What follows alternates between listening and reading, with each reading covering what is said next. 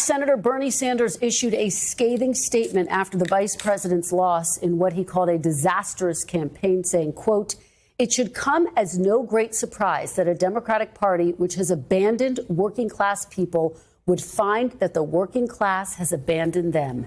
And independent Senator Bernie Sanders of Vermont joins me now. Senator Sanders, welcome back to Meet the Press. Thank you for having me. Thank you for being here on this Sunday after Election Day. Let's start right there. Your criticism incredibly direct. You say you think the Democratic Party has, quote, abandoned the working class. How exactly do you think Democrats have abandoned the working class, Senator? Look, the working people of this country are extremely angry. They have a right to be angry.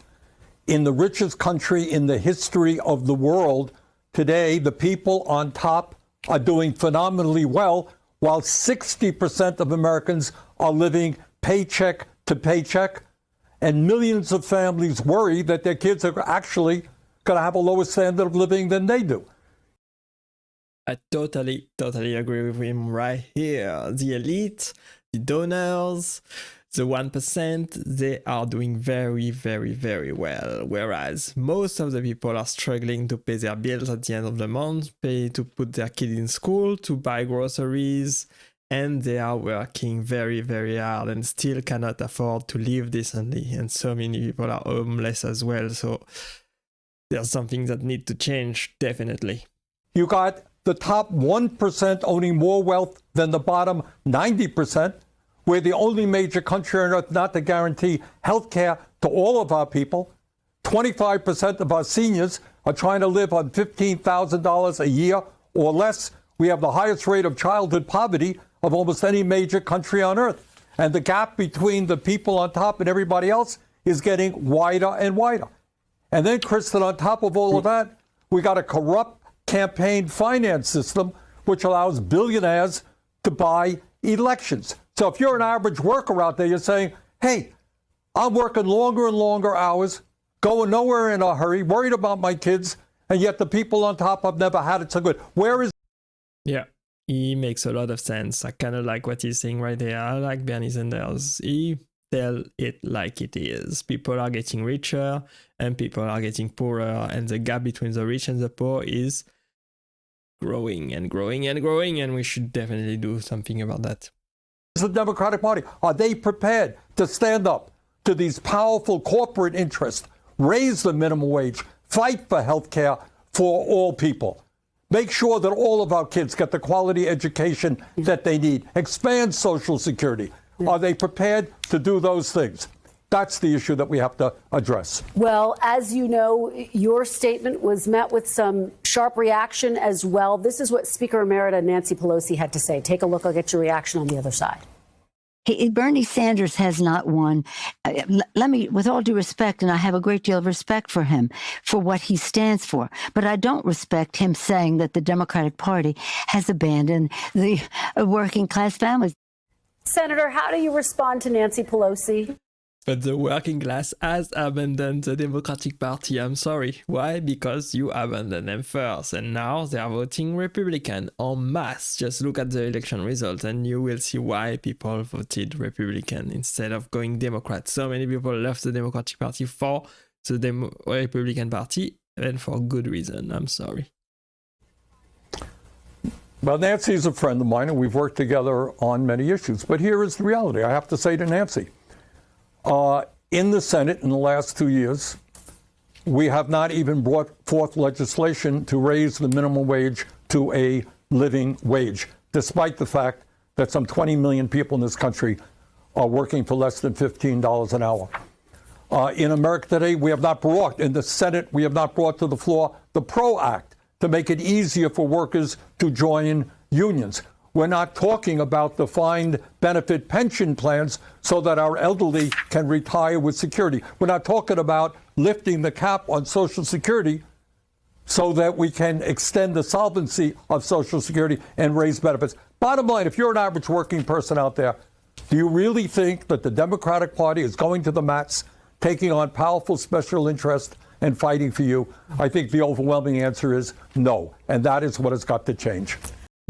Yeah, exactly. Exactly. I totally agree with what he's saying right there. People are struggling to pay their bills. People are quitting the Democratic Party en masse for the Republican Party because the Democratic Party do not represent the interest of most working class today, unfortunately. Senator, let me zoom out and just ask you about these results. You've heard some of the reaction throughout the Democratic Party. How much do you personally blame President Biden for this loss? President Biden, when he came into office, said that he would be the most progressive president since FDR. And I think on domestic issues, not foreign policy, on domestic issues, he has kept his word, and the agenda that he has pushed through has been an extraordinarily strong one. But that agenda has got to be placed within the overall context of American society today. And that American society today is one in which tens of millions of working families and elderly people are struggling, while the people on top have never had it so good. But, Senator, should he have gotten out of the race more quickly, as some are arguing? I'm not going to. I supported him because I think his agenda was a strong agenda, a working class agenda. I'm not going to look backwards. Kamala ran a strong campaign. She did everything that she could. She decisively won the debate. So to me, it's not just about the campaign. It's about what does the Democratic Party stand for? Do ordinary people say, yeah, that is a party that is fighting for my interest and prepared to take on the big money interest who control the economic and political life of the country? That's to me what the issue is. Yeah, I disagree with him. Kamala did not run a great campaign. She did fine in the debate, yes. She pointed out some issues that Donald Trump supported, right? She actually put him back in his place in many, many, many different topics. But the Republican Party did much better. Donald Trump did much better, engaging with the working class, engaging with the issue of the everyday American people, right? He did much, much better, and that's why he won. Yeah, we're talking a lot about the economics. You've talked about how the Democratic Party is out of touch when it comes to economic issues. Some Democrats are saying it's not just economic issues, it's cultural issues as well. Here's what Democratic strategist James Carville had to say. Take a look. What killed the Democrats and what killed Biden was a sense of disorder. And part of the sense of disorder was the unfortunate events of what I would refer to as the woke era. Has the Democratic Party's focus on identity politics gone too far, Senator? Yes. Let me answer it this way. I think if the Democratic Party must continue to stand up against all forms of bigotry.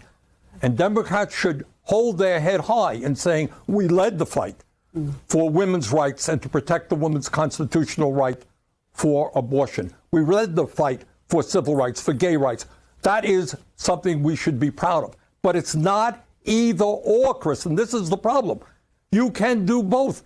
You could say that I'm for raising the minimum wage to a living wage, guarantee health care for all people, expanding Social Security. And by the way, I also support a woman's right to control her own body, etc. It's not either or. It's going forward in both directions. You know, I've been speaking to some Democrats who are concerned because now President-elect Trump has beaten 2 women candidates, and their concern is that it will make it more difficult to nominate a woman candidate in the future. Do you? It has nothing to do with being a woman at all. The candidates were just so bad. Kamala Harris was not good. Hillary Clinton was not good either. So you should just choose better candidate. Tulsi Gabbard would have been a great candidate for the Democratic Party, but unfortunately she left. She left the Democratic Party, and for good reason, because the Democratic Party is not what it used to be. It is not working for the working class, it is working for the elite and the donor class. You share that concern, Senator? No, I don't. I think it's not a question. Look, I'm not going to deny that there is sexism in this country, that there's racism, there's homophobia. It's there. But on the other hand, I think what the American people want to support, whether it's a woman, a man, a black or a white, or Latino, whatever, is they want to support somebody who is standing up, Kristen, and fighting for them. People are in pain. people are hurting. They can't afford to go to a doctor. They can't afford to send their kids to childcare or to college. They're worried about future generations and what kind of standard of living they will have. Here is the bottom line, and it has to be dealt with. You got an economy today doing phenomenally well for the people on top. It is not working for the working class. All right? How do we address those issues and in the richest country on the history of the world, create an economy that works for all? That is the issue. And by the way, what Trump did in his election is to say, I know that you're hurting. And the reason is they got millions of people coming across the border illegal. They're eating your dogs. They're eating your cats. He gave an explanation. It happened to be a pretty crazy explanation. Yes, we got to strengthen the borders, but that is not going to raise wages for working people or provide health care to all people. The Democrats need an explanation. And that explanation is corporate greed and the power of the billionaire class. I know that's uncomfortable for people in the Democratic Party, some people, but that is the issue we have to address. Senator, quickly before I let you go, Totally I do agree. want to ask you about the Supreme Court. Some Democrats behind the scenes quietly talking about the possibility, should Justice Sotomayor step down, to allow President Biden to appoint someone who's younger. She's only 70 years old. Is that something that you would support? Do you think she should step down? No, I don't. Have you heard any talk of this? A little bit, yes.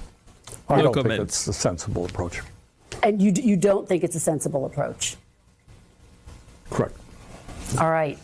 Senator Bernie Sanders, thank you very much for your time this morning and your perspective. We really Oh, that was a great interview. Bernie Sanders, tell it like it is. He defends the working people. He understands what is wrong with the Democratic Party, and there's a lot that the Democratic Party is doing wrong right now. And if they want to win in 2028, they should know better. They should try and do better. They should get better. They should work for the people and not for the elite. I'm sorry. Thank you for watching today with me, guys. Thank you for sticking with me to the end. Click right here to watch the next video, and I will see you there. Bye-bye.